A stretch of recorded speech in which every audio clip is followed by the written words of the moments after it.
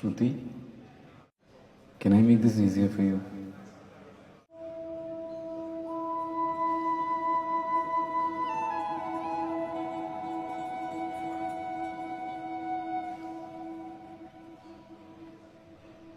வெள்ளை பூவே காதல் வந்ததா சுவாச காற்றின் வாசம் கூட ஆசை பேசுதா